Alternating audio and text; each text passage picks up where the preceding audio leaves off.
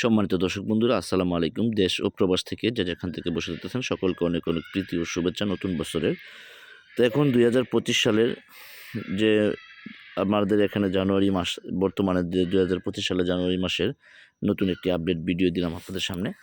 দেখেন, আমরা কিন্তু ভিডিওতে বলেছি যে ৪ মাসে আপনি একটা বাম্পার ফলন আশা করা যায়। এই ভিয়েতনামি শোল মাছের যদি আপনি চাপের পোনাগুলি বড় সাইজের পোনা নেন, তো সেই ক্ষেত্রে কিন্তু অবশ্যই সম্ভব।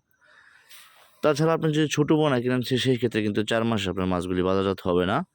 দেখা গেছে আপনি এই সাইজের পোনা অর্থাৎ ৪ থেকে ৫ ইঞ্চি সাইজের পোনা যদি নেন, তো সেক্ষেত্রে আপনার ৪ মাসে সম্ভব হবে। তাছাড়া এর চেয়ে আরও বড় পোনা যদি নিতে চান ৫ ইঞ্চি ৬ ইঞ্চি, তাও কিন্তু আমাদের কাছে রয়েছে, আপনারা নিতে পারবেন।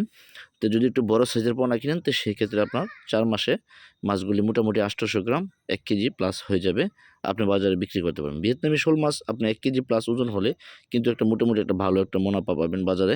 দেখা গেছে আপনার এই মাছগুলো যদি আপনি হাউজে চাষ করতে চান, তো সেই ক্ষেত্রে আপনাকে পরিমাণ মতো মাছ পোনা ক্রয় করতে হবে এবং কি পোনাগুলি দিতে হবে আপনাকে এক্সারসাইজ করে।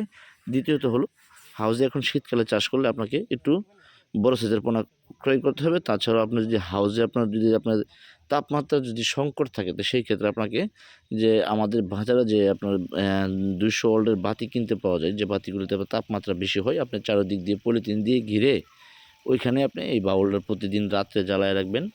এবং কি সকালে যদি আপনার উষ্ণতা বা আপনার সূর্য না ওঠে, তো সেই ক্ষেত্রে আপনি কিন্তু বাউলটা জ্বালিয়ে রাখতে পারবেন, তাতে কোনো সমস্যা হবে না। আর যদি দেখেন আপনার তাপমাত্রাটা আপনার কমে গেছে, একদম ঠান্ডা ঠান্ডা লাগতেছে, তাহলে আপনি কিন্তু অবশ্যই বাউলটা জ্বালিয়ে রাখবেন। আর যদি সূর্য উঠে যায়, তাহলে আপনারা দিনের বেলায় ওই পলিথিনটা খুলে দিবেন, যাতে আলো বাতাসগুলো লাগতে পারে। তো সেক্ষেত্রে কিন্তু আপনি মাছগুলো অল্প জিনিস বাজারজাত করতে পারবেন সেই ক্ষেত্রে। তাই অবশ্যই ভিয়েতনামি শোল মাছ কিন্তু এগুলো ফিড খাবার অভ্যস্ত, বা একদম বাসমান ফিড খাবার দিয়ে আপনি মাছগুলি বাজারজাত করতে পারবেন। বাসমান ফিডের যদি আপনি খাবার দেন, তো সেই ক্ষেত্রে আপনার অল্প দিনে মাছগুলি সাইজ হবে, কারণ ফিডের মধ্যে আপনার যে পরিমাণ ভিটামিন, ক্যালসিয়াম, আয়রন থাকে, সেই পরিমাণ কিন্তু আপনার দেখা গেছে যে আপনি অন্যান্য খাবারে পাবেন না।